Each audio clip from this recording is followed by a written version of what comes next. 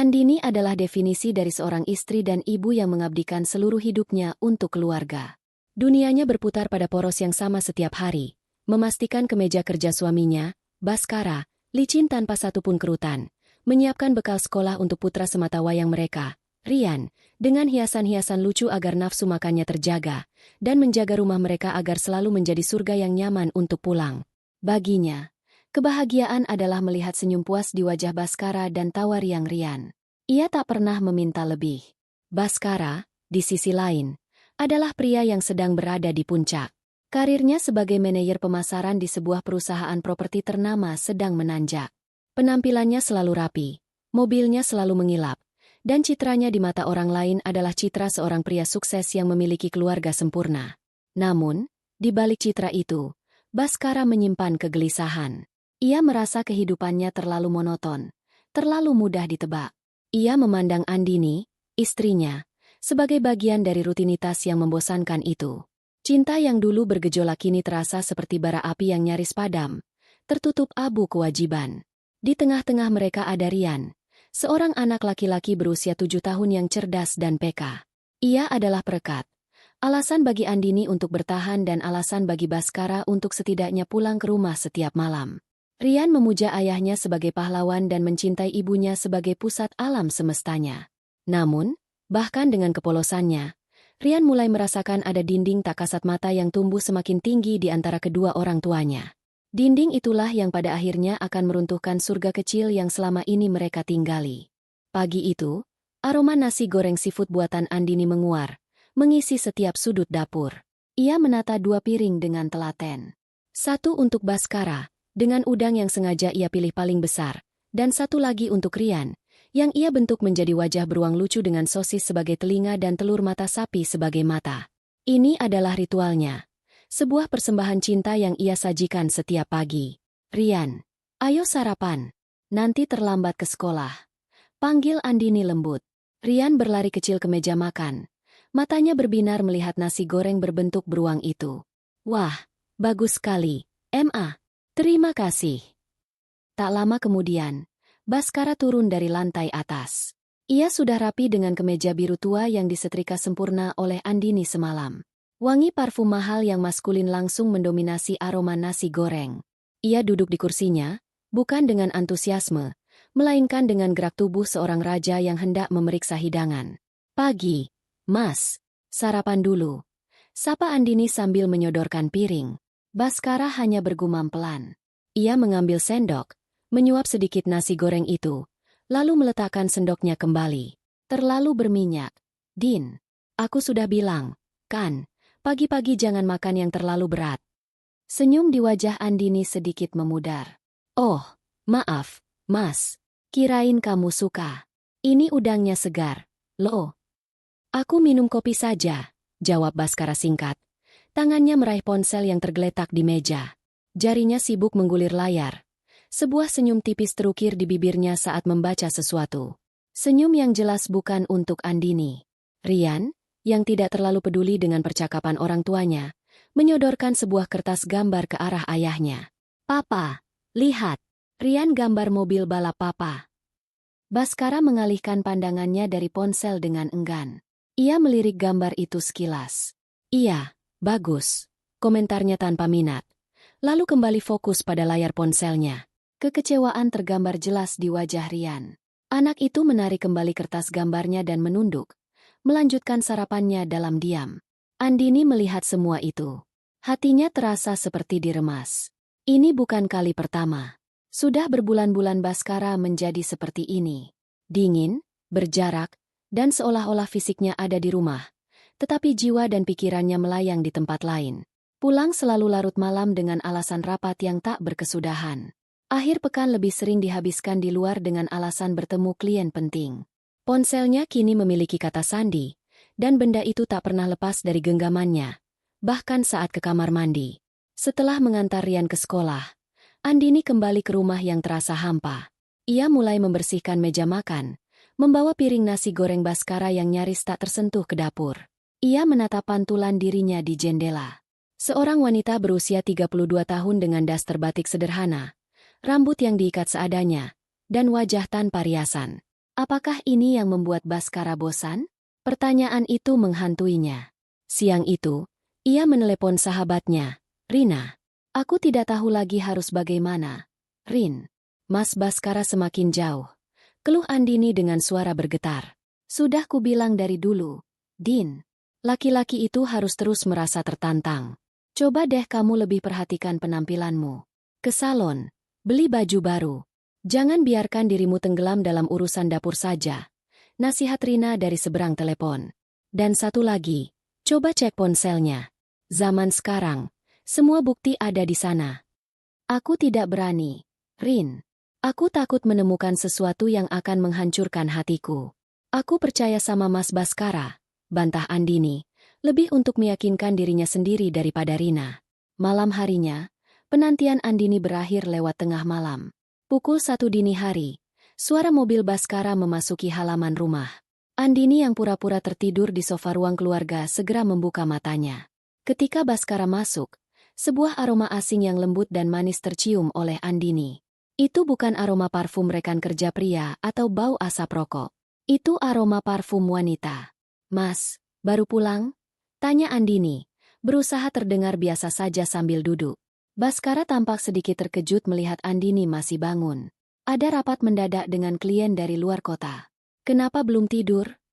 Jawabnya, nadanya datar dan defensif. Ia berjalan cepat menuju tangga, menghindari tatapan Andini. Aku tungguin kamu. Aku panaskan air untuk kamu mandi, ya? Tawar Andini. Tidak usah. Aku langsung tidur saja, capek. Tolak Baskara sambil terus melangkah naik. Ia bahkan tidak berhenti untuk sekadar mengecup kening Andini seperti yang biasa ia lakukan dulu. Andini terpaku di tempatnya. Alasan rapat lagi. Aroma parfum wanita yang tak bisa ia enyahkan dari penciumannya. Sikap Baskara yang begitu dingin. Kepingan-kepingan teka-teki itu mulai tersusun di benaknya, membentuk sebuah gambaran mengerikan yang selama ini selalu ia sangkal. Malam itu, Andini tidur sambil memeluk guling, merasakan sisi ranjang di sebelahnya terasa dingin dan kosong, meskipun suaminya berbaring di sana. Surga kecilnya benar-benar telah retak, dan ia takut retakan itu akan segera pecah berkeping-keping. 2 hari setelah malam yang dingin itu, semesta seolah sengaja membuka paksa mata Andini dari penyangkalannya. Sabtu pagi, Baskara mengatakan ia harus pergi keluar kota untuk sebuah proyek mendadak selama 2 hari. Ia berkemas dengan tergesa-gesa, memberikan kecupan singkat di puncak kepala Rian, dan sebuah anggukan sekilas pada Andini sebelum melesat pergi dengan mobilnya. Rian tampak murung. Rencananya untuk bermain bola bersama sang ayah di akhir pekan kembali pupus. Andini menghabiskan hari itu dengan mencoba menghibur Rian. Mereka pergi ke taman bermain, makan es krim, dan menonton film kartun di rumah. Namun, perasaan gelisah itu tak kunjung hilang. Ada sesuatu yang terasa sangat salah. Firasat seorang istri yang dikhianati berteriak begitu kencang di dalam hatinya. Namun logikanya masih berusaha mencari pembenaran. Malam harinya, setelah Rian tertidur lelap, Andini membersihkan ruang kerja Baskara yang sedikit berantakan. Suaminya itu pasti terburu-buru tadi pagi. Saat sedang merapikan tumpukan kertas di atas meja, matanya tertumbuk pada laptop kerja Baskara yang tergeletak dalam keadaan menyala, bukan dalam mode tidur. Baskara pasti lupa mematikannya. Andini hendak menutup laptop itu saat sebuah notifikasi pesan muncul di sudut layar. Sebuah aplikasi pesan instan yang tidak ia kenali masih terbuka. Nama pengirimnya, Fiona. Fotonya profilnya adalah seorang wanita muda dengan rambut panjang bergelombang, bibir penuh, dan tatapan mata yang menggoda. Jantung Andini berhenti berdetak sesaat. Dengan tangan gemetar, ia memberanikan diri menggerakkan tetikus dan membuka jendela percakapan itu. Apa yang ia lihat selanjutnya adalah sebuah badai yang menghantamnya tanpa ampun. Ratusan pesan, foto, dan video yang membentang selama berbulan-bulan. Panggilan sayang, beb, dan sayang, bertebaran di mana-mana. Foto-foto Fiona dalam balutan gaun seksi, foto mereka berdua sedang makan malam romantis di restoran mewah, bahkan foto mereka sedang berpelukan mesra di sebuah tempat yang tampak seperti lobi hotel. Andini terus menggulir ke atas. Napasnya tercekat. Ia membaca percakapan mereka. Fiona, beb, kapan kamu ceraikan si kuno itu? Aku udah gak sabar pengen resmi jadi istrimu. Baskara, sabar, sayang. Aku lagi cari waktu yang tepat. Kamu tahu kan, ada Rian. Nggak segampang itu. Fiona, alah, alasan aja. Bilang aja kamu masih kasihan sama si Ratu Daster itu. Tadi pagi dia masakin kamu apa? Nasi goreng lagi? Hahaha. Baskara, udah, jangan bahas dia. Bikin mood jelek aja. Nanti malam jadikan kita ke villa di puncak? Aku udah bilang sama dia ada kerjaan di luar kota. Aman. Fiona, jadi dong, sayang. Aku udah siapin lingerie baru buat kamu. See you tonight, my hero. Pesan terakhir dikirim sore tadi. Kerjaan di luar kota. Villa di puncak. Lingerie baru. Dunia Andini runtuh seketika. Setiap kebohongan Baskara terungkap dengan begitu telanjang dan kejam. Hinaan Fiona tentang Ratu Daster terasa seperti belati yang menusuk langsung ke ulu hatinya. Udara di ruangan itu terasa menipis. Ia terhuyung mundur. Tangannya membekap mulutnya sendiri untuk menahan isak tangis yang mendesak keluar. Ia terduduk lemas di lantai. Air matanya mengalir deras tanpa bisa dibendung. Sakitnya tak terperikan. Ini bukan sekadar perselingkuhan. Ini adalah pengkhianatan total yang direncanakan dengan rapi di belakang punggungnya. Andini tidak tahu berapa lama ia menangis di lantai yang dingin itu. Yang ia tahu, rasa sakit itu perlahan berubah menjadi amarah yang membara. Ia bukan wanita bodoh. Ia bukan keset yang bisa diinjak-injak begitu saja. Dengan sisa tenaga yang ia miliki, ia bangkit. Ia berjalan ke kamar mandi, membasuh wajahnya yang sembab. Ia menatap pantulan dirinya di cermin. Wanita yang tampak lelah dan hancur itu harus berakhir malam ini. Ia kembali ke ruang kerja. Ia tidak menutup laptop itu. Ia membiarkannya tetap terbuka, dengan jendela percakapan Fiona sebagai halaman utama. Ia akan menunggu Baskara pulang. Entah besok atau lusa. Ia akan menuntut penjelasan, bukan sebagai istri yang memohon, tetapi sebagai wanita yang harga dirinya telah diinjak-injak. Namun, takdir berkata lain. Tepat pukul 11 malam, Andini mendengar suara mobil memasuki halaman. Itu mobil Baskara. Jantungnya berdebar kencang. Kenapa ia pulang malam ini? Bukankah seharusnya ia berada di puncak bersama Fiona? Pintu depan terbuka, dan Baskara masuk dengan wajah kesal. Ia membanting kunci mobil ke meja. Kenapa pulang, Mas? Bukannya ada kerjaan di luar kota? Tanya Andini. Suaranya terdengar dingin dan tajam, sangat berbeda dari biasanya. Baskara terkejut. Ada masalah di jalan. Macet total. Ada kecelakaan. Fiona ngambek. Minta pulang saja. Jadi batal acaranya. Gerutunya. Tidak menyadari bahwa ia baru saja mengucapkan nama selingkuhannya di depan istrinya. Hening. Baskara akhirnya sadar akan kesalahannya. Ia menatap Andini dengan panik. Wajah Andini pucat. Tetapi matanya menyala-nyala karena amarah. Fiona, desis Andini. Jadi, klien penting dari luar kota itu namanya Fiona. Baskara tergagap. Din, aku bisa jelaskan. Tidak perlu, potong Andini. Aku sudah melihat semuanya. Ia menunjuk ke arah ruang kerja dengan dagunya. Silakan lihat sendiri penjelasan lengkapnya di laptopmu. Sangat detail. Sampai ke rencana lingerie baru. Wajah Baskara berubah dari panik menjadi pucat pasi. Ia tahu permainannya sudah berakhir. Ia berjalan gontai ke ruang kerja dan melihat laptopnya yang terbuka. Ia kembali ke ruang tengah dengan ekspresi kalah. Saat itulah topengnya benar-benar lepas. Tidak ada lagi penyesalan atau kepanikan. Yang ada hanya wajah dingin dan lelah. Ya, sudah. Kamu sudah tahu semuanya. Jadi aku tidak perlu berpura-pura lagi, kata Baskara dengan nada datar. Andini tidak percaya dengan apa yang didengarnya. Itu saja? Setelah semua kebohonganmu, hanya itu yang kamu katakan. Lalu aku harus bagaimana? Bersujud memohon maaf? Balas Baskara sinis. Aku lelah, Din. Aku lelah dengan kehidupan seperti ini. Setiap hari sama. Bangun, kerja, pulang, bertemu kamu dengan dastermu, lalu tidur. Tidak ada gairah, tidak ada tantangan. Jadi ini salahku. Suara Andini bergetar menahan amarah.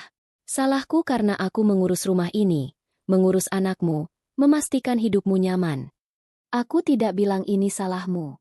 Ini salahku karena menginginkan lebih. Teriak Baskara. Lihat penampilanmu. Kamu pikir aku masih tertarik? Fiona memberiku semangat yang sudah lama hilang di rumah ini. Bersamanya, Aku merasa hidup lagi. Setiap kata Baskara adalah cambuk yang melukai Andini lebih dalam dari bukti perselingkuhan manapun. Ia telah menyerang esensi dirinya sebagai seorang wanita dan seorang istri. Air mata yang tadi sempat ia tahan kini tumpah ruah. Tega kamu, Mas. Tega. Hanya itu yang bisa keluar dari bibirnya yang bergetar. Sudahlah. Semuanya sudah terbongkar. Mungkin ini yang terbaik, kata Baskara sambil berjalan menuju kamar. Ia mulai membuka lemari dan mengeluarkan beberapa pakaian, memasukkannya ke dalam sebuah tas travel. Kamu mau kemana? Isak Andini. Aku butuh ruang. Aku akan tinggal di apartemen untuk sementara. Jawabnya dingin. Kita bicarakan soal perceraian nanti. Pengacaraku yang akan menghubungimu. Perceraian. Kata itu seperti petir yang menyambar di siang bolong. Begitu mudahnya ia mengucapkan kata itu. Seolah pernikahan mereka selama 8 tahun tidak ada artinya sama sekali. Baskara selesai berkemas. Ia berjalan melewati Andini yang masih menangis terseduh-seduh tanpa menoleh sedikit pun. Ia berhenti sejenak di depan pintu kamar Rian yang tertutup. Ragu-ragu. Lalu melanjutkan langkahnya dan keluar dari rumah. Andini ambruk di lantai. Suara mesin mobil yang menjauh terdengar seperti alunan musik kematian bagi pernikahannya. Badai itu telah datang dan menghancurkan segalanya, menyisakan dirinya sendiri di tengah puing-puing surga yang telah musnah. Kepergian Baskara malam itu meninggalkan keheningan yang memekakan telinga. Rumah yang dulu terasa hangat kini berubah menjadi gua yang dingin dan kosong. Andini menghabiskan sisa malam itu dengan duduk di sofa, memeluk lututnya, menatap kosong ke arah pintu yang telah dilewati suaminya. Air matanya sudah kering, menyisakan rasa perih di mata dan kekosongan yang menganga di hatinya. Amarah, sakit hati, dan kebingungan bergejolak menjadi satu, membuatnya mati rasa. Pagi menjelang, suara alarm dari ponselnya berbunyi, menandakan sudah waktunya membangunkan Rian untuk sekolah. Untuk sesaat, Andini ingin mengabaikan segalanya dan terus tenggelam dalam penderitaannya. Namun, bayangan wajah polos putranya memberinya kekuatan untuk bangkit. Ia tidak boleh hancur. Setidaknya, tidak di depan Rian. Ia membasuh wajahnya, mencoba menyamarkan mata bengkaknya dengan air dingin. Saat Rian turun untuk sarapan, ia sudah menyiapkan roti panggang selai coklat kesukaan anaknya, dengan senyum yang dipaksakan di bibir. Pagi. Ma, Papa mana? Kok mobilnya nggak ada? Tanya Rian sambil mengunyah rotinya. Jantung Andini serasa diremas. Inilah kebohongan pertama yang harus ia ciptakan untuk melindungi hati kecil itu. Papa ada kerjaan mendadak di luar kota. Sayang, mungkin beberapa hari baru pulang. Jawab Andini, suaranya sedikit serak. Rian hanya mengangguk, meskipun raut wajahnya menunjukkan sedikit kekecewaan. Ia sudah terlalu terbiasa dengan jawaban seperti itu. Hari-hari berikutnya adalah siksaan bagi Andini. Setiap dering telepon membuatnya terlonjak. Berharap itu adalah Baskara yang menelepon untuk meminta maaf. Namun, harapan itu sia-sia. Baskara tidak menelepon. Ia bahkan tidak mengirim pesan untuk menanyakan kabar Rian. Seolah-olah mereka berdua telah dihapus sepenuhnya dari hidupnya. Seminggu kemudian, mimpi buruk itu menjadi kenyataan dalam bentuk yang paling dingin dan formal. Bukan telepon dari Baskara, melainkan sebuah pesan singkat dari nomor yang tidak dikenal. Selamat siang, Bu Andini. Saya Berto, pengacara dari Bapak Baskara. Bapak Baskara telah menunjuk saya untuk mengurus proses perceraian. Beliau ingin proses ini berjalan cepat dan damai. Surat gugatan akan segera kami kirimkan ke alamat Ibu. Terima kasih. Andini membaca pesan itu berulang-ulang. Tangannya gemetar hebat hingga ponselnya nyaris jatuh. Pengacara. Surat gugatan. Begitu cepat, begitu tidak berperasaan. Tidak ada sepatah kata pun langsung dari mulut Baskara. Ia menyerahkan akhir dari pernikahan mereka kepada orang asing. Di mata Baskara, ia dan Rian hanyalah sebuah masalah administrasi yang perlu diselesaikan. 2 hari kemudian, seorang kurir mengantarkan amplop coklat besar. Di dalamnya terdapat tumpukan kertas yang terasa lebih berat dari beban apapun yang pernah ia angkat. Surat gugatan cerai. Di sana tertulis alasan perceraian adalah perbedaan prinsip dan sudah tidak ada lagi keharmonisan. Sebuah frasa hukum yang dingin untuk menutupi perselingkuhan yang keji. Dalam surat itu juga terlampir draft perjanjian. Baskara akan memberikan rumah yang mereka tinggali, yang ternyata masih dalam status kredit dan cicilannya masih panjang, kepada Andini dan Rian. Ia juga akan memberikan nafkah bulanan untuk Rian dalam jumlah yang menurut Andini sangat tidak sepadan dengan gaya hidup mewah yang kini Baskara pamerkan bersama Fiona di media sosial. Untuk Andini sendiri, tidak ada sepeser pun. Seolah-olah pengabdiannya selama 8 tahun tidak bernilai sama sekali. Andini terduduk lemas di ruang tamu. Kertas-kertas itu berserakan di pangkuannya. Ia merasa begitu terhina. Bukan karena masalah uang, tetapi karena cara Baskara membuangnya. Ia merasa seperti sampah yang disingkirkan agar tidak mengganggu pemandangan. Ia menelepon Rina, sahabatnya, sambil terisak. Rina segera datang menemuinya. Kurang ajar si Baskara. Enak saja dia. Kita lawan. Din. Kita tuntut dia atas perselingkuhan. Biar dia malu dan Fiona si pelakor itu juga kena batunya. Seru Rina dengan emosi meluap-luap. Andini menggeleng lemah. Aku tidak punya tenaga untuk berperang. Rin, aku hanya ingin ini semua cepat berakhir. Aku tidak mau Rian melihat ibunya semakin hancur dalam persidangan yang panjang dan kotor. Tapi ini tidak adil, Din. Hidup memang tidak pernah adil, bisik Andini. Dengan tangan yang masih gemetar, ia menandatangani surat persetujuan itu. Ia tidak ingin berdebat, tidak ingin menuntut lebih. Yang ia inginkan hanyalah kedamaian, meskipun ia harus menelan kepahitan ini sendirian. Momen tersulit adalah saat harus menjelaskan sebagian kebenaran kepada Rian. Sore itu, sambil menemani Rian menggambar, Andini menarik napas dalam-dalam. Sayang, Mama mau bicara sesuatu. Mulainya lembut. Rian menatapnya dengan mata bulatnya yang jernih. Mulai sekarang, Papa tidak akan tinggal di sini lagi. Papa dan Mama akan tinggal di rumah yang berbeda. Krayon di tangan Rian berhenti bergerak. Kenapa? Ma? Papa pindah kantor. Andini menelan ludah. Bukan, sayang. Kadang-kadang, orang dewasa, kalau sudah tidak bisa sejalan lagi, lebih baik tinggal terpisah. Tapi itu bukan berarti Papa tidak sayang lagi sama Rian. Sebuah kebohongan lagi, tapi ia harus mengatakannya. Mata Rian mulai berkaca-kaca. Apa karena Rian nakal? Rian janji nggak akan nakal lagi. Ma, suruh Papa pulang. Hati Andini hancur berkeping-keping. Ia segera memeluk tubuh mungil putranya. Bukan, sayang, bukan karena Rian. Rian anak yang paling baik. Ini masalah Mama dan Papa. Rian tetap bisa bertemu Papa. Kok? Beberapa hari kemudian, Baskara datang untuk mengambil sisa barang-barangnya. Ia memilih waktu sore hari, saat ia pikir Rian belum pulang dari sekolah. Namun, hari itu Rian dipulangkan lebih awal.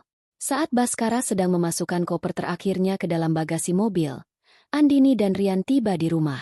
Terjadi keheningan yang canggung. Rian menatap ayahnya dengan tatapan bingung dan rindu.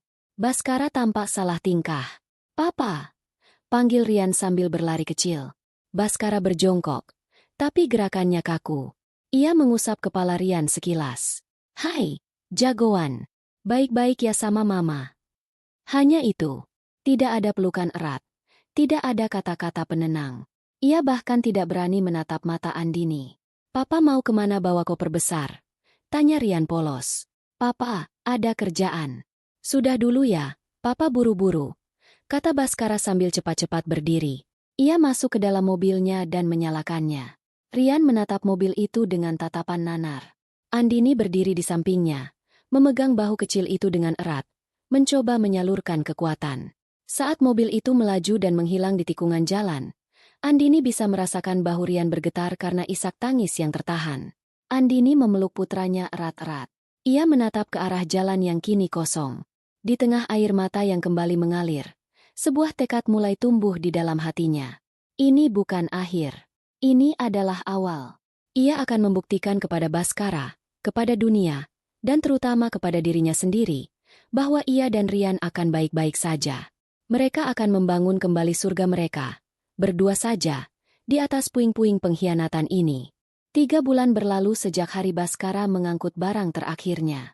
3 bulan yang terasa seperti 3 tahun bagi Andini. Kehidupan barunya adalah sebuah rutinitas yang rapuh, dibangun di atas kerapuhan finansial dan emosional. Nafkah bulanan dari Baskara, yang ia kirim melalui transfer bank tanpa sepatah kata pun, hanya cukup untuk membayar SPP Rian dan sebagian kecil tagihan. Sisa cicilan rumah yang besar, tagihan listrik dan air, serta kebutuhan sehari-hari, harus ia tutupi dari sisa tabungan pernikahannya yang menipis dengan cepat. Setiap malam, setelah Rian tertidur, Andini akan duduk dengan kalkulator dan tumpukan tagihan. Angka-angka itu seolah mengejeknya, menunjukkan betapa rentannya posisi mereka. Ia mulai mengurangi pengeluaran secara drastis. Daging sapi menjadi kemewahan. Ia lebih sering memasak tahu dan tempe.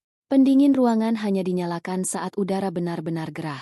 Ia belajar menambal sendiri seragam Rian yang sobek agar tidak perlu membeli yang baru. Ia menjadi ahli dalam hidup hemat. Sebuah keahlian yang tidak pernah ia butuhkan saat masih menjadi istri seorang manajer pemasaran. Rian, dengan kepekaannya, seolah mengerti. Ia tidak pernah lagi meminta dibelikan mainan mahal. Ketika mereka melewati toko es krim, ia hanya akan melihatnya sekilas lalu kembali menggenggam tangan ibunya lebih erat, seolah berkata, "Tidak apa-apa, Ma. Aku mengerti." Kedewasaan dini yang terpaksa ia emban itu membuat hati Andini semakin teriris. Suatu siang yang terik, saat Andini sedang menjemur pakaian, suara sepeda motor tukang pos berhenti di depan gerbang. Ia memberikan sebuah amplop tebal berwarna sampanye yang berkilauan. Andini mengerutkan kening. Ia tidak pernah menerima surat seperti ini. Amplop itu terasa berat dan mewah di tangannya. Di bagian depan, tertera namanya dan nama Rian, ditulis dengan tinta emas dalam kaligrafi yang indah. Tidak ada nama pengirim. Hanya alamat sebuah hotel bintang 5 di pusat kota. Dengan perasaan tak menentu, ia membuka perekatnya. Di dalamnya, sebuah kartu undangan yang lebih tebal dan lebih mewah lagi. Jantungnya serasa berhenti berdetak saat membaca tulisan yang terukir dengan tinta emas timbul di atasnya. Dengan memohon rahmat dan ridho Tuhan Yang Maha Esa, kami bermaksud menyelenggarakan resepsi pernikahan putra-putri kami. Fiona Anindita Obaskara Wijoyo. Di bawah tulisan itu, terpampang foto pra-pernikahan mereka. Baskara, dalam setelan jas yang gagah, tersenyum lebar sambil memeluk Fiona dari belakang. Fiona, dalam gaun merah yang memukau, menyandarkan kepalanya di dada Baskara. Wajahnya memancarkan kebahagiaan dan kemenangan yang tak terbantahkan. Mereka tampak seperti pasangan paling bahagia di dunia. Undangan itu terasa panas di tangan Andini. Napasnya menjadi berat. Ini bukan sekadar undangan. Ini adalah sebuah deklarasi. Sebuah pernyataan bahwa Baskara telah sepenuhnya melanjutkan hidup, membangun kebahagiaan baru di atas puing-puing keluarga mereka. Mengirimkan undangan ini kepadanya dan Rian terasa seperti sebuah kekejaman yang disengaja. Sebuah cara untuk menggosokkan garam pada luka yang bahkan belum mulai mengering. Ia limbung dan bersandar pada dinding. Ia ingin merobek-robek kertas tebal itu menjadi serpihan kecil, membakarnya hingga menjadi abu, dan melupakan bahwa ia pernah melihatnya. Air mata panas mulai menggenang di pelupuk matanya. Saat itulah, Rian keluar dari dalam rumah, membawa segelas air. "Mama kenapa?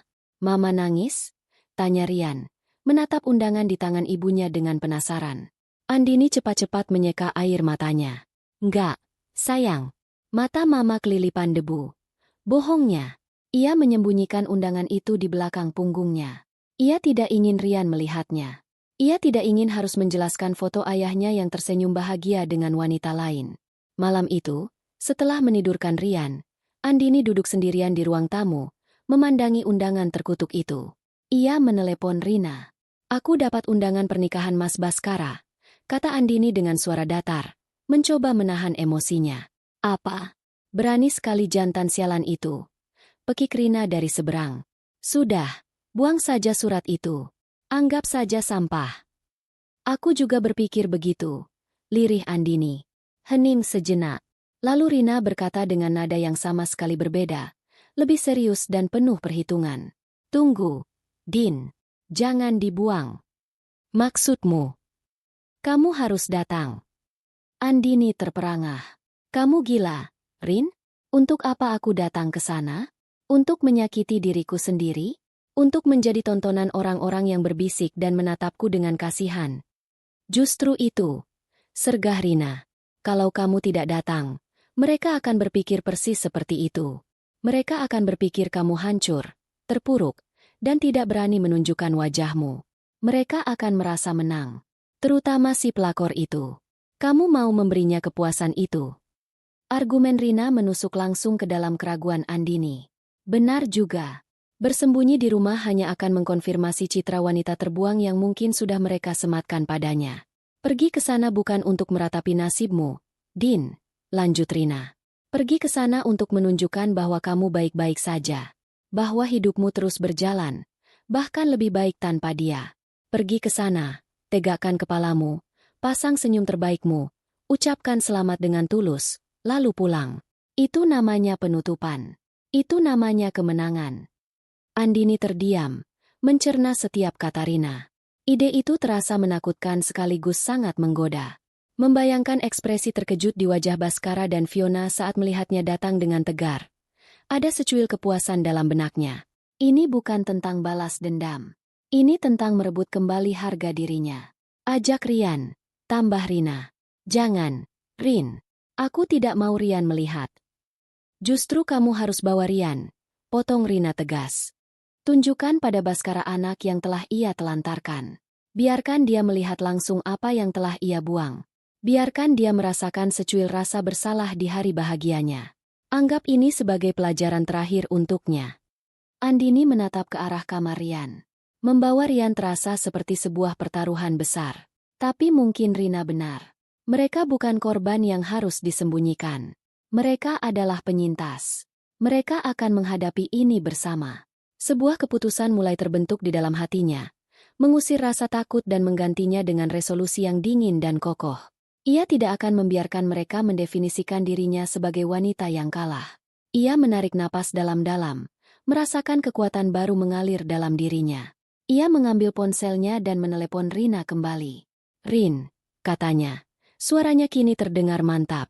Tolong bantu aku cari gaun yang bagus. Tidak perlu mahal, yang penting pantas. Dan carikan juga setelan jas kecil untuk Rian. Hari resepsi pernikahan itu tiba. Langit di luar tampak cerah. Sebuah ironi yang tajam dengan badai yang berkecamuk di dalam dada Andini. Sejak pagi, perutnya terasa mulas karena gugup. Ia berkali-kali menatap pantulan dirinya di cermin, mempertanyakan kewarasan keputusannya. Rina datang sore harinya, membawa sebuah kotak gaun dan sebuah tas rias. Ia tidak datang dengan kata-kata kasihan, melainkan dengan semangat seorang komandan perang yang menyiapkan pasukannya. Ayo, jangan lesu begitu. Hari ini kita tidak akan menangis. Hari ini kita akan menunjukkan pada dunia siapa Andini yang sebenarnya, kata Rina sambil mengeluarkan gaun dari kotaknya. Gaun itu sederhana namun elegan. Sebuah gaun terusan berwarna biru dongker selutut, dengan potongan klasik yang menonjolkan postur Andini yang ternyata masih sangat bagus. Itu bukan gaun yang mencolok, tetapi memancarkan aura martabat dan ketenangan. Rina memoleskan riasan tipis di wajah Andini, cukup untuk menutupi lingkaran hitam di bawah matanya dan memberikan rona segar di pipinya. Rambutnya ia tata dalam sanggul modern yang rapi. Ketika Andini melihat bayangannya lagi, ia nyaris tidak mengenali dirinya sendiri. Wanita di cermin itu bukanlah Ratu Duster yang dihina Fiona. Ia adalah seorang wanita dewasa yang anggun dan kuat. Selanjutnya giliran Rian. Anak itu tampak begitu tampan dalam setelan jas kecil berwarna abu-abu, lengkap dengan dasi kupu-kupu. Ia menatap ibunya dengan kagum. Mama cantik sekali. Andini tersenyum, senyum tulus pertama sepanjang hari itu. Ia berjongkok di depan Rian. Dengar, sayang, nanti di sana, kita hanya sebentar, ya? Kita temui papa, kasih selamat. Lalu kita langsung pulang untuk makan es krim coklat kesukaan Rian. Oke. Rian mengangguk patuh, meskipun matanya menyeratkan kebingungan. Mereka tiba di hotel dengan taksi. Lobi hotel sudah dipenuhi tamu-tamu yang berpakaian mewah. Saat Andini melangkah masuk sambil menggandeng tangan Rian, suasana di sekitar mereka seolah berubah. Beberapa pasang mata menatap ke arah mereka, disusul dengan bisikan-bisikan. Andini bisa merasakan tatapan kasihan, tatapan terkejut, dan tatapan mencemooh. Ia mengeratkan genggamannya pada tangan Rian, menegakkan punggungnya, dan terus berjalan seolah tidak mendengar apapun. Ballroom hotel didekorasi dengan sangat mewah. Ribuan bunga mawar putih dan merah muda menghiasi setiap sudut. Lampu kristal raksasa menggantung megah di tengah ruangan, memancarkan cahaya keemasan. Di atas panggung pelaminan yang megah, Baskara dan Fiona berdiri seperti raja dan ratu. Fiona tampak bersinar dalam gaun pengantinnya yang bertahtakan permata. Senyumnya lebar dan penuh kemenangan. Baskara, Di sampingnya, juga tampak bahagia, tertawa dan menyalami para tamu. Hati Andini mencelos melihat pemandangan itu. Namun, ia tidak membiarkan rasa sakit itu terlihat di wajahnya. Ia menarik napas dalam-dalam dan mulai berjalan perlahan menuju antrean tamu yang hendak memberi selamat. Saat giliran mereka semakin dekat, Baskara akhirnya melihat mereka. Senyum di wajahnya langsung membeku. Ia tampak sangat terkejut, lalu panik. Ia menyikut pelan Fiona, yang kemudian menoleh dan melihat ke arah Andini. Senyum kemenangan di wajah Fiona langsung memudar, digantikan oleh ekspresi jengkel dan waspada. Akhirnya, tiba giliran mereka. Andini melangkah ke atas panggung dengan anggun. Rian mengikutinya dalam diam. "Mas Baskara, selamat atas pernikahannya," ucap Andini dengan suara yang tenang dan jelas. Ia mengulurkan tangannya. Baskara menyambut uluran tangan itu dengan ragu-ragu. Genggamannya terasa dingin dan berkeringat. "Andini, Rian, terima kasih sudah datang," katanya dengan suara tercekat. Matanya tidak berani menatap Andini lama-lama. Fiona hanya mengangguk singkat. Bibirnya membentuk senyuman tipis yang sangat dipaksakan. Matanya menatap Andini dari atas ke bawah dengan tatapan menilai. Andini sudah menyiapkan diri untuk segera turun setelah ini. Namun, Rian yang sedari tadi diam sambil mengamati sekelilingnya, tiba-tiba melepaskan genggaman tangan ibunya. Ia melangkah maju mendekati Baskara. Anak itu tidak menangis, tidak merengek. Wajahnya hanya menunjukkan kebingungan murni seorang anak kecil yang mencoba memahami dunia orang dewasa yang rumit. Ia menarik ujung jas pengantin ayahnya yang mahal itu. Baskara menunduk, menatap putranya dengan ekspresi yang tak terbaca. Dengan suara yang jernih dan polos, cukup keras untuk didengar oleh beberapa tamu di barisan terdekat, Rian bertanya, "Papa, kenapa Papa ganti Mama dengan tante ini?" Hening. Pertanyaan itu menggantung di udara seperti pedang tajam. Lalu, Rian melanjutkan, masih dengan nada yang sama. "Apa Rian juga nanti akan Papa ganti dengan anak baru?" Dunia seakan berhenti berputar. Musik yang tadinya mengalun lembut kini terasa lenyap. Para tamu yang mendengar pertanyaan itu terdiam, saling berpandangan dengan ekspresi terkejut. Wajah Fiona yang tadinya jengkel kini berubah menjadi merah padam karena menahan amarah dan malu yang luar biasa. Ia melirik tajam ke arah Baskara. Dan Baskara wajahnya pucat pasi. Ia benar-benar dipermalukan. Pertanyaan polos dari darah dagingnya sendiri telah menelanjanginya di depan ratusan tamu di hari yang seharusnya menjadi hari kemenangannya. Ia membuka mulutnya, tetapi tidak ada suara yang keluar. Ia hanya bisa menatap Rian dengan tatapan ngeri, bersalah, dan panik. Melihat misinya telah tercapai, bahkan jauh lebih dahsyat dari yang ia bayangkan, Andini tidak menunggu lebih lama lagi. Ia segera melangkah maju, meraih tangan Rian dengan lembut. "Selamat sekali lagi, ya," ucapnya sekali lagi, kali ini dengan nada yang mengandung ketegasan tersembunyi. Tanpa menunggu jawaban, ia berbalik. Sambil menggandeng tangan Rian, ia menuruni panggung dengan punggung tegak lurus. Ia tidak berlari. Ia berjalan dengan langkah mantap melewati para tamu yang kini menatapnya dengan campuran rasa kagum dan kasihan. Ia bisa mendengar bisik-bisik yang semakin kencang di belakangnya, membahas insiden di atas panggung. Saat ia dan Rian akhirnya keluar dari ballroom yang menyesakan itu dan merasakan udara segar di luar, Andini akhirnya bisa bernapas lega. Ia tidak tahu harus tertawa atau menangis. Ia berjongkok di depan Rian, menatap putranya yang masih tampak bingung. Ia tidak memarahi Rian. Justru, ia memeluknya erat-erat. Di dalam pelukannya, Andini tahu, ini bukanlah akhir dari penderitaan mereka, tetapi ini adalah kemenangan pertama mereka. Mereka telah meninggalkan Baskara dengan luka yang ia ciptakan sendiri, sebuah kenangan pahit yang akan selamanya membayangi hari pernikahannya. Perjalanan pulang di dalam taksi terasa sunyi. Adrenalin dari insiden di pesta pernikahan perlahan surut, menyisakan kelelahan yang mendalam bagi Andini. Rian duduk diam di sampingnya, menatap lampu-lampu kota yang berlarian di luar jendela. Keheningan itu akhirnya dipecahkan oleh suara kecilnya. "Mama, Papa jahat, ya?" Pertanyaan itu, yang lebih berupa sebuah pernyataan, membuat Andini menoleh. Ia melihat pantulan wajah Rian di kaca jendela. Tidak ada lagi kebingungan di sana. Yang ada hanya pemahaman yang menyakitkan. Andini sadar, ia tidak bisa lagi menyembunyikan Rian di balik kebohongan-kebohongan manis. Peristiwa tadi telah memaksa anaknya untuk dewasa sebelum waktunya. "Papa bukan orang jahat, sayang," jawab Andini pelan, memilih kata-katanya dengan hati-hati. Tapi papa sudah membuat pilihan yang menyakiti hati mama dan Rian. Dan itu adalah perbuatan yang tidak baik. Papa tidak sayang lagi sama kita. Andini menarik napas panjang. Mama tidak tahu apa yang ada di hati papa. Yang mama tahu, mama sangat sayang sama Rian. Dan kita akan baik-baik saja. Hanya berdua. Kita akan selalu menjadi satu tim. Rian menyandarkan kepalanya di bahu Andini.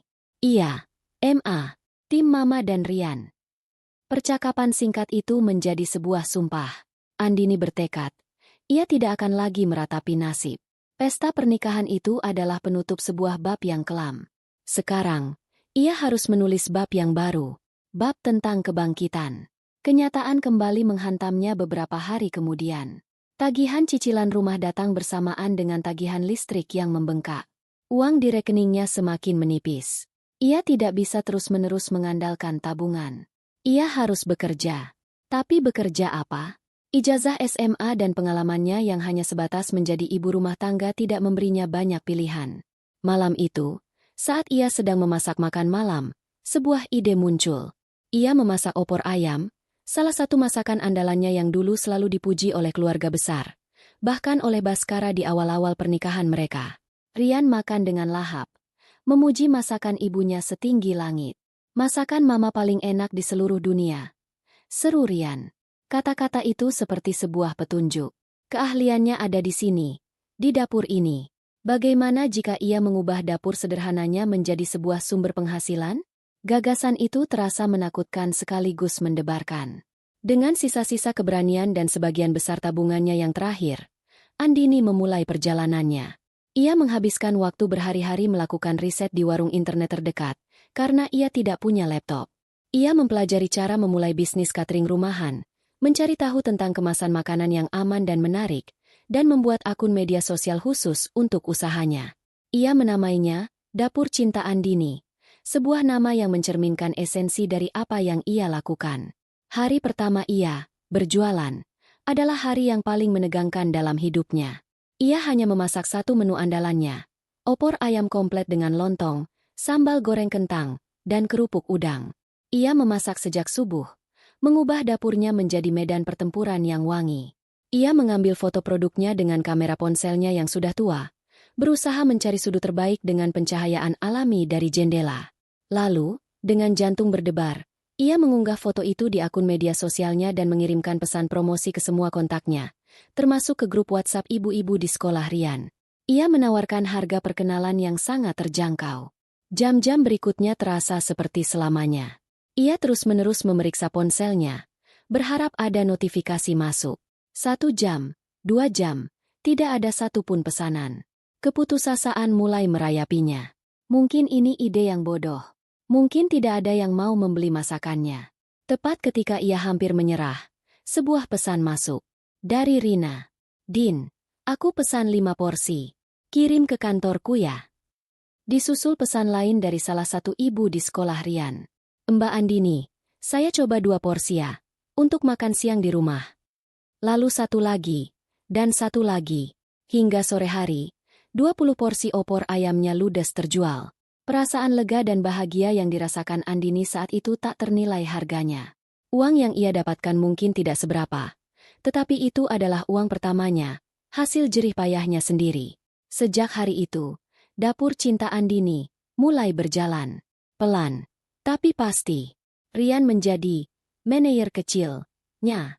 Setiap pulang sekolah, ia akan dengan semangat membantu ibunya menempelkan stiker logo di kotak-kotak makanan atau menghitung tutup kemasan. Kehadiran dan keceriaan Rian menjadi bahan bakar yang membuat Andini tidak pernah merasa lelah. Tentu saja jalannya tidak mulus. Ada hari-hari di mana pesanan sepi. Ada keluhan dari pelanggan karena pengiriman terlambat. Pernah sekali ia merugi karena salah perhitungan bahan baku. Setiap malam, setelah menyelesaikan semua pesanan dan membereskan dapur, tubuhnya terasa remuk. Namun, setiap kali ia melihat Rian tertidur pulas dengan perut kenyang, atau setiap kali ia berhasil memasukkan sejumlah uang ke dalam amplop cicilan rumah, semua rasa lelah itu terbayar lunas. Ia tidak lagi punya waktu untuk meratapi masa lalu. Pikirannya dipenuhi dengan rencana menu untuk esok hari, daftar belanjaan, dan strategi promosi. Secara perlahan, istananya mulai terbangun.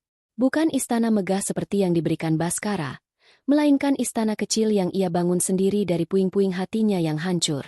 Setiap batu batanya adalah keringat, air mata, dan cintanya pada Rian. Di dapur yang penuh uap dan aroma bumbu itu, Andini tidak hanya memasak makanan, ia sedang memasak masa depannya sendiri. 5 tahun adalah waktu yang panjang. Cukup panjang untuk mengubah puing-puing menjadi istana, dan sebaliknya, mengubah istana megah menjadi penjara yang dingin. Dalam 5 tahun itu, dunia Andini dan dunia Baskara berputar ke arah yang berlawanan, seolah ditarik oleh takdir yang berbeda atas pilihan-pilihan yang mereka buat di masa lalu. Dunia Andini kini berpusat di sebuah ruko 2 lantai di jalan yang cukup ramai. Papan nama kayu dengan ukiran elegan bertuliskan, Resto O Catering Dapur Cinta, terpajang dengan bangga di bagian depan. Usaha rumahan yang dulu ia mulai dengan modal nekat dan air mata kini telah bertransformasi menjadi sebuah bisnis kuliner yang disegani. Lantai bawah adalah restoran yang tak pernah sepi, terutama saat jam makan siang. Aroma masakan rumahan yang lezat menyambut siapa saja yang membuka pintu kaca, menciptakan suasana hangat dan bersahabat. Lantai atas adalah pusat operasional cateringnya, dengan dapur profesional yang lebih besar dan kantor administrasi kecil. Andini sendiri bukan lagi wanita berwajah sendu yang bersembunyi di balik daster. Di usianya yang menginjak 37, ia justru tampak lebih bersinar. Hari itu, ia mengenakan blus batik modern yang pas di badan dan celana bahan berwarna hitam. Rambutnya ditata rapi. Ia bergerak dengan gesit di restorannya, memberikan arahan kepada para pegawainya dengan senyum ramah namun tegas. Ia menyapa pelanggan tetap dengan nama, menanyakan kabar keluarga mereka, membuat restorannya terasa seperti rumah kedua bagi banyak orang. Kesulitan hidup telah menempanya menjadi baja, tetapi tidak menghilangkan kehangatan hatinya. "Ma, total pesanan catering untuk acara besok sudah aku rekap." Sebuah suara remaja memanggilnya. Andini menoleh dan tersenyum. Rian, putranya, kini telah tumbuh menjadi seorang remaja laki-laki berusia 12 tahun yang tinggi dan tampan. Seragam SMP-nya masih melekat di badan. Sepulang sekolah, Rian memang sering langsung ke restoran untuk membantu ibunya. Bukan karena disuruh, tapi karena ia bangga menjadi bagian dari apa yang telah ibunya bangun. Ia cekatan di meja kasir. Kemampuan matematikanya yang bagus sangat membantu. "Makasih ya, sayang. Coba mama lihat," kata Andini sambil memeriksa tablet di tangan Rian. Tepat saat itu, pintu restoran terbuka dan seorang pria tinggi tegap dengan kemeja biru yang lengannya digulung hingga siku melangkah masuk. Wajahnya tampan dan teduh. Senyumnya langsung terkembang saat melihat Andini dan Rian. Dia adalah David, seorang arsitek sukses yang memulai perkenalannya dengan Andini sebagai pelanggan setia opor ayamnya. "Wah, lagi sibuk sekali." "Ya, duo manajer ini," sapa David dengan hangat. "Om David," seru Rian ceria. Ia sudah sangat akrab dengan David. David mengacak rambut Rian dengan gemas. "Sudah makan, jagoan?" tanyanya, sebelum beralih menatap Andini dengan tatapan penuh kekaguman. "Kamu hebat seperti biasa, Din." David adalah antitesis dari Baskara. Ia bertemu Andini 2 tahun lalu, tertarik bukan hanya pada masakannya, tetapi pada semangat juang dan ketulusan yang terpancar dari mata wanita itu. Ia tidak peduli dengan masa lalu Andini. Justru, ia mengagumi cara Andini bangkit dari keterpurukan.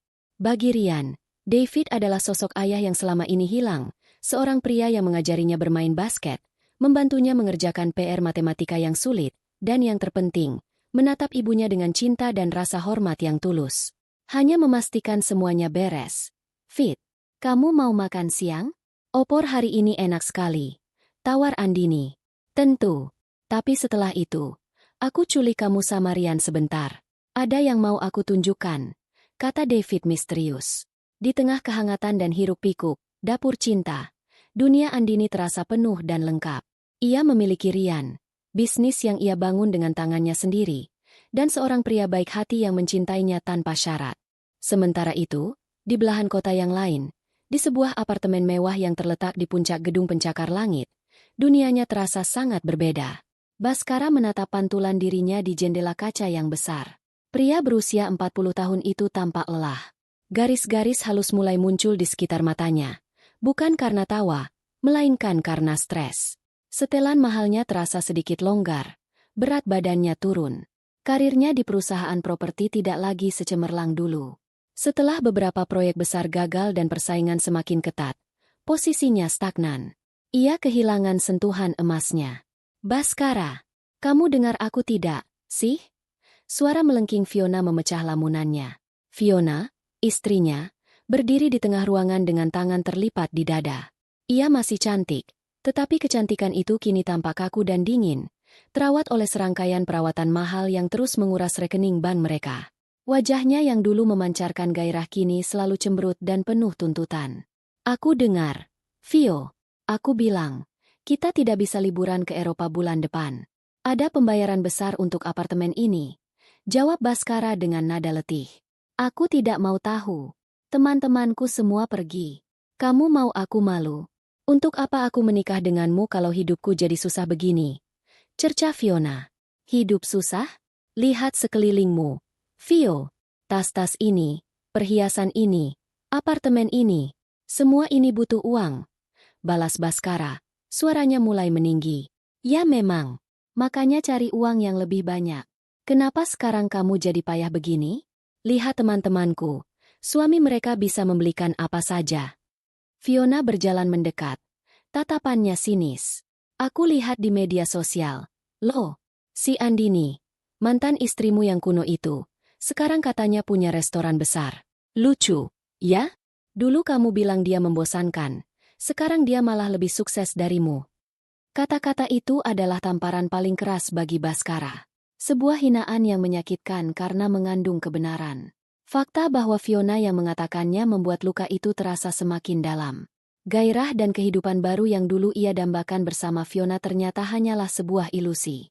Yang nyata adalah tekanan finansial yang tak berkesudahan, pertengkaran harian, dan rasa hampa yang luar biasa. Wanita yang ia puja karena kecantikannya kini menjadi sumber stres terbesarnya. Fiona mendengus kesal melihat Baskara hanya diam. Terserah. Kalau kamu tidak bisa membawaku ke Eropa, aku akan cari cara sendiri. Ancamnya sambil menyambar tas tangan dari atas sofa dan membanting pintu apartemen dengan keras. Baskara tidak mencegahnya. Ia hanya terduduk lemas di sofa yang mahal namun terasa dingin itu. Ia sendirian di tengah kemewahan yang terasa seperti penjara. Ia memejamkan mata, dan bayangan yang muncul bukanlah wajah Fiona yang glamor, melainkan wajah Andini yang tersenyum tulus saat menyajikan nasi goreng buatannya, dan tawarian yang menunjukkan gambar mobil balap. Sebuah kehangatan yang telah ia buang dengan tangannya sendiri, dan kini ia merindukannya sampai terasa sakit. Kehidupan pernikahan Baskara dan Fiona yang sudah retak akhirnya pecah berkeping-keping beberapa bulan kemudian. Pemicunya adalah sebuah surat peringatan dari bank. Baskara, dalam usahanya untuk terus memenuhi gaya hidup Fiona yang tak terkendali, telah mengambil PIN dengan agunan aset perusahaannya tanpa perhitungan yang matang. Sebuah proyek besar yang ia harapkan bisa menutupi semuanya gagal total di tengah jalan. Ia tidak hanya kehilangan uang, tetapi juga kepercayaan dari atasannya. Posisinya di perusahaan terancam, dan bonus akhir tahun yang selalu menjadi andalan kini lenyap. Malam itu, ia pulang ke apartemen dengan membawa kabar buruk itu. Ia berharap bisa menemukan sedikit simpati dari istrinya. Namun, yang ia dapatkan adalah reaksi yang sebaliknya. Apa? Jadi maksudmu kita tidak punya uang lagi? Pekik Fiona. Wajahnya pucat bukan karena simpati, melainkan karena panik memikirkan nasib gaya hidupnya. Bukan tidak punya uang, Vio, tapi kita harus berhemat. Sangat berhemat. Mungkin kita harus pindah dari apartemen ini dan menjual beberapa asetmu. Jelas Baskara dengan suara berat. Mata Fiona membelalak ngeri. Menjual tasku? Perhiasanku? Pindah dari sini? Kamu sudah gila. Ini satu-satunya cara agar kita tidak bangkrut. Aku tidak mau tahu, teriak Fiona. Aku menikahimu untuk hidup enak, Baskara, bukan untuk hidup susah. Aku tidak pernah mendaftar untuk ini. Pertengkaran itu adalah yang terburuk yang pernah mereka alami. Tidak ada lagi cinta atau kepura-puraan. Yang ada hanya tuduhan dan kekecewaan. Keesokan harinya, saat Baskara pulang dari kantor setelah melalui hari yang berat, ia menemukan sisi lemari pakaian Fiona sudah kosong. Tas-tas desainer, sepatu-sepatu mahal, dan semua perhiasannya lenyap. Di atas meja rias, tergeletak sebuah surat singkat dan sebuah surat gugatan cerai. Baskara, aku tidak bisa hidup seperti ini. Kita sudah selesai. Pengacaraku akan menghubungimu. Fiona. Begitu saja. Wanita yang membuatnya membuang keluarganya, kini meninggalkannya saat ia berada di titik terendah. Tanpa pamit, tanpa penyesalan. Baskara tertawa. Tawa yang terdengar lebih seperti isak tangis yang pilu. Ironis. Dulu ia meninggalkan Andini dengan cara yang dingin. Kini ia ditinggalkan dengan cara yang sama persis. Karma memang ada. Dan kini ia sedang menertawakannya. Hari-hari berikutnya adalah neraka. Ia kehilangan pekerjaannya, ditinggalkan istrinya, dan terpaksa menjual apartemen mewah itu untuk menutupi utang-utangnya. Ia pindah ke sebuah rumah kontrakan kecil di pinggir kota, sebuah tempat yang membuatnya semakin terhina setiap kali ia membandingkannya dengan kehidupannya yang dulu. Dalam kesendirian dan keputusasaannya, ia mulai melakukan sesuatu yang tidak pernah ia lakukan sebelumnya. Ia mencari tahu tentang Andini. Ia membuka media sosial dan mengetik nama, Dapur Cinta Andini. Apa yang ia lihat adalah sebuah pukulan telak yang membuatnya sesak napas. Ia melihat foto-foto restorannya yang selalu ramai. Ia membaca ulasan-ulasan pelanggan yang memuji masakan dan pelayanan di sana. Ia melihat foto Andini menerima sebuah penghargaan sebagai pengusaha UKM inspiratif. Di foto itu, Andini tampak begitu cantik dan berwibawa. Senyumnya memancarkan kebahagiaan sejati. Lalu, ia menemukan akun pribadi Andini. Hatinya semakin hancur. Ia melihat foto-foto liburan Andini, Rian, dan pria bernama David itu. Mereka tampak seperti keluarga yang sempurna. Di sebuah foto, David sedang menggendong Rian di pundaknya di sebuah pantai. Keduanya tertawa lepas.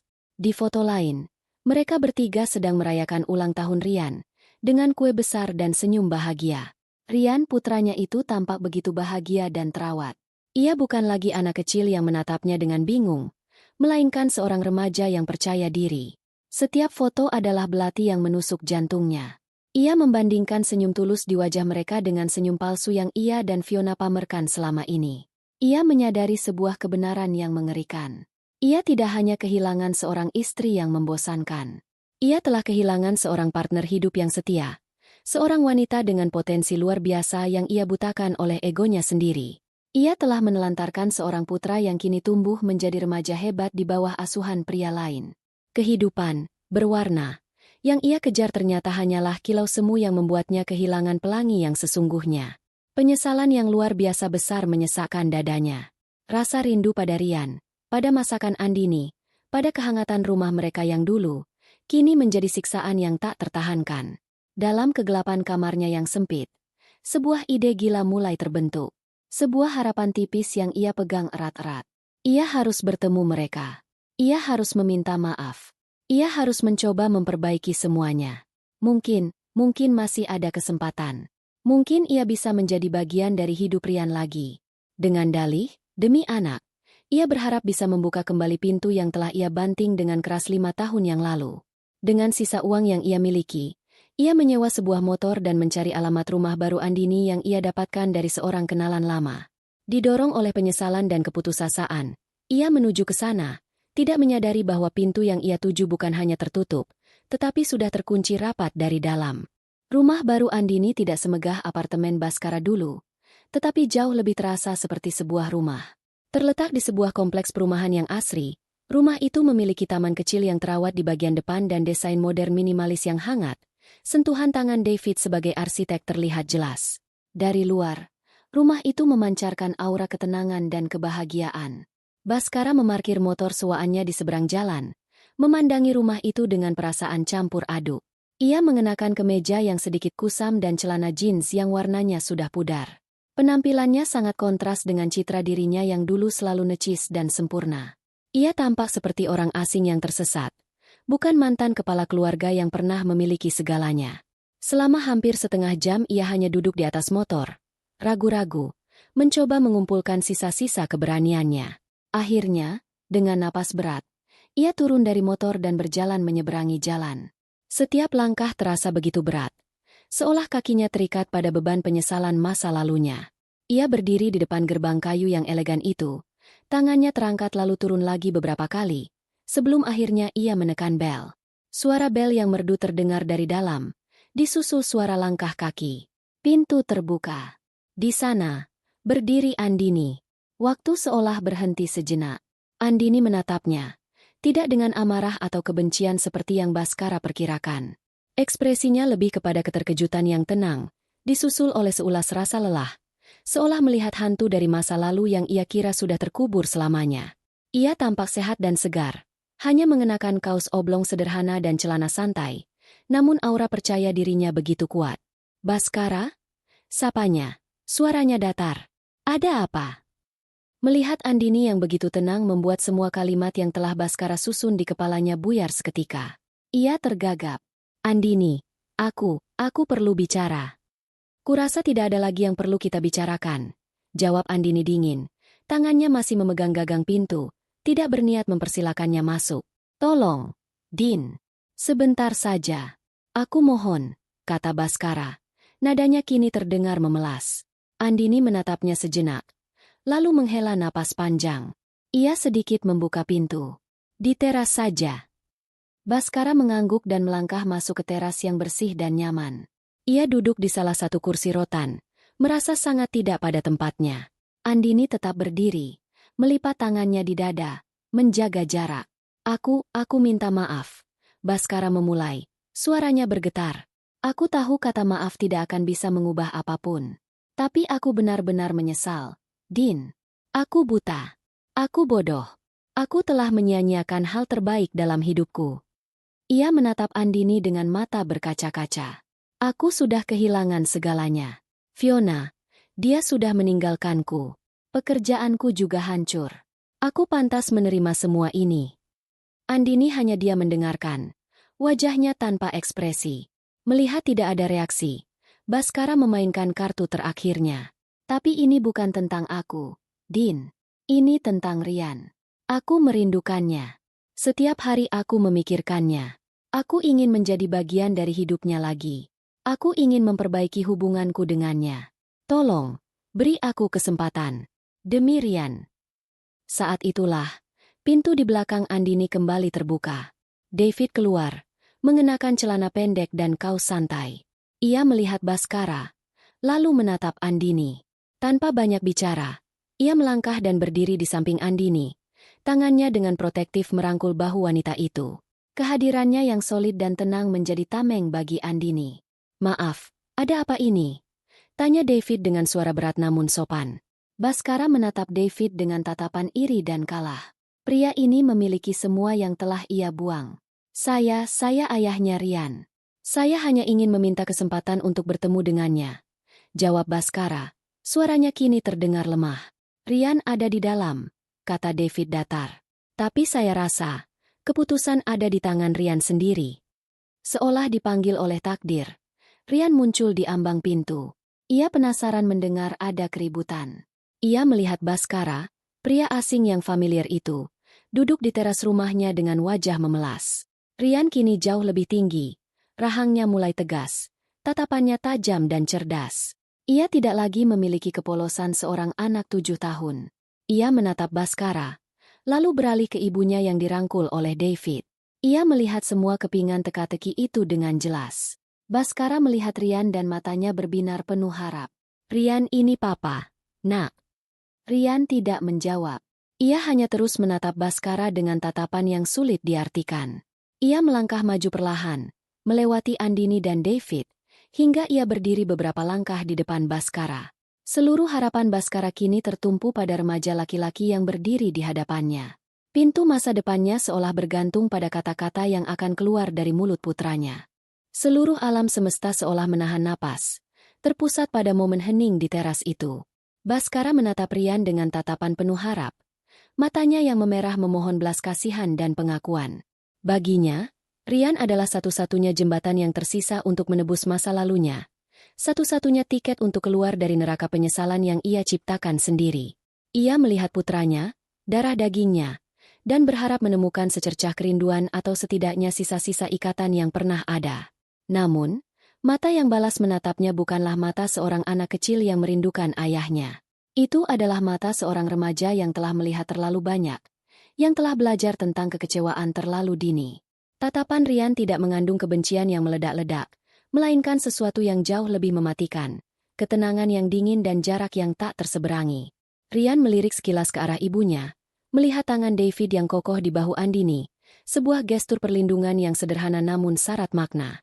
Ia melihat ketenangan di wajah ibunya, sebuah ketenangan yang diperjuangkan dengan susah payah. Lalu, ia kembali menatap pria di hadapannya.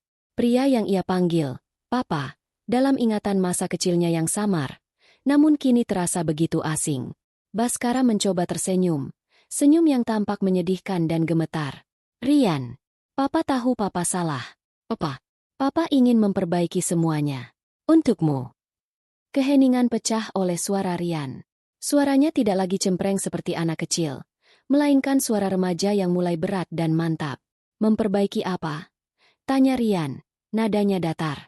Pertanyaan itu membuat Baskara tertegun. Memperbaiki hubungan kita. Papa ingin menjadi ayahmu lagi. Rian menggelengkan kepalanya perlahan. Sebuah senyum tipis yang sama sekali tidak mengandung kebahagiaan tersungging di bibirnya. Anda terlambat, katanya. Penggunaan kata, Anda, terasa seperti sebuah tamparan keras bagi Baskara, menciptakan jarak formal yang tidak pernah ada sebelumnya. Dulu, Rian melanjutkan, suaranya tetap tenang namun setiap katanya tajam seperti pecahan kaca. Saat aku masih kecil, aku butuh seorang ayah. Aku butuh seseorang untuk mengajariku naik sepeda. Tapi Om David yang melakukannya. Aku butuh seseorang untuk datang ke acara pengambilan rapor. Tapi Mama yang selalu datang sendirian. Sampai akhirnya ada Om David. Aku butuh seorang ayah saat anak-anak lain mengejekku karena tidak punya ayah. Tapi yang memelukku dan mengatakan semuanya akan baik-baik saja adalah Mama. Setiap kalimat adalah sebuah fakta yang tak terbantahkan. Sebuah pengingat akan semua momen penting dalam hidup Rian di mana Baskara tidak pernah ada. Anda tahu, kata Rian lagi. Tatapannya menusuk lurus ke mata Baskara.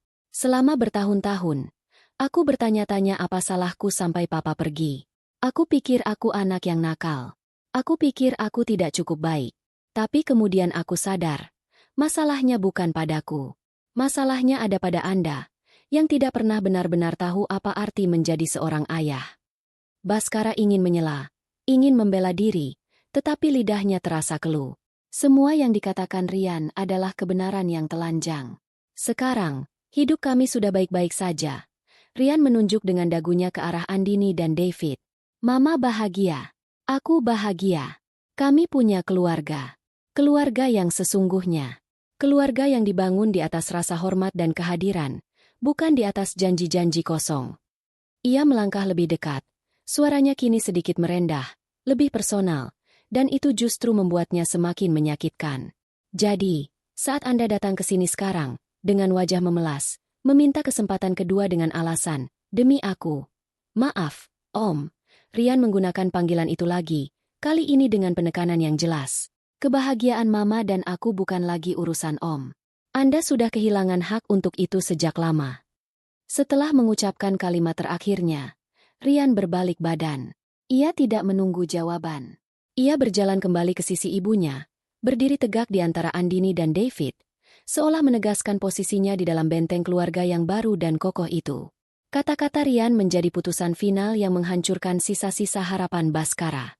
Penolakan dari Andini mungkin bisa ia terima, tetapi penolakan dari putranya sendiri, yang diucapkan dengan kedewasaan yang begitu menusuk, adalah hukuman yang paling berat. Kini giliran Andini yang angkat bicara. Ia melepaskan diri dari rangkulan David dan melangkah maju satu langkah, menatap Baskara bukan lagi dengan tatapan dingin, melainkan dengan seulas kasihan. Dengar, Baskara, katanya lembut, namun tegas. Aku tidak membencimu. Amarah itu sudah lama hilang, tergantikan oleh rasa syukur. Karena jika kamu tidak pergi, aku tidak akan pernah menemukan kekuatan yang aku miliki sekarang. Aku tidak akan pernah membangun dapur cinta. Dan aku tidak akan pernah bertemu David. Ia berhenti sejenak, membiarkan kata-katanya meresap. Pintu itu, katanya sambil menunjuk ke arah gerbang, sudah lama tertutup dan terkunci. Bukan karena kebencian, tapi karena kami sudah membangun kehidupan baru di baliknya. Kehidupan yang tidak lagi memiliki ruang untukmu. Ia mengulurkan tangan ke arah David dan Rian. Kebahagiaan kami ada di sini, sekarang, di dalam rumah ini. Aku harap, kamu juga bisa berhenti melihat ke masa lalu dan mulai mencari kebahagiaanmu sendiri, dengan caramu sendiri. Itu adalah kata-kata perpisahan yang paling elegan sekaligus paling telak. Tidak ada teriakan, tidak ada makian. Hanya sebuah penegasan yang tenang bahwa babak kehidupannya telah benar-benar berakhir. Tanpa berkata apa-apa lagi, Andini berbalik. Bersama David di satu sisi dan Rian di sisi lainnya. Mereka bertiga berjalan masuk ke dalam rumah. Pintu kayu yang kokoh itu tertutup dengan pelan di depan wajah Baskara, menghasilkan bunyi, klik, yang lembut namun terdengar seperti dentuman akhir sebuah riwayat di telinganya. Baskara terpaku di tempatnya, menatap pintu yang tertutup rapat itu. Pintu kebahagiaan yang pernah menjadi miliknya, kini tertutup untuk selamanya. Ia sendirian di teras yang terasa asing, di bawah langit senja yang mulai menggelap. Ia tidak ditolak dengan amarah. Ia hanya ditinggalkan oleh masa lalu yang telah melangkah maju tanpanya. Dengan bahu yang terkulai dan langkah yang gontai, ia berjalan keluar dari gerbang, kembali ke motor sewaannya. Saat ia menyalakan mesinnya, ia melirik sekali lagi ke arah rumah itu. Dari jendela, ia bisa melihat siluet 3 orang yang sedang tertawa bersama di ruang keluarga yang hangat. Sebuah pemandangan keluarga bahagia yang sempurna. Pemandangan surga yang telah ia buang. Ia memutar gas motornya dan melaju pergi, menjauh dari kehidupan yang seharusnya menjadi miliknya, menuju masa depan yang kosong dan penuh penyesalan. Ia akhirnya mengerti. Beberapa pintu, sekali kau tutup dengan tanganmu sendiri, tidak akan pernah bisa kau buka kembali.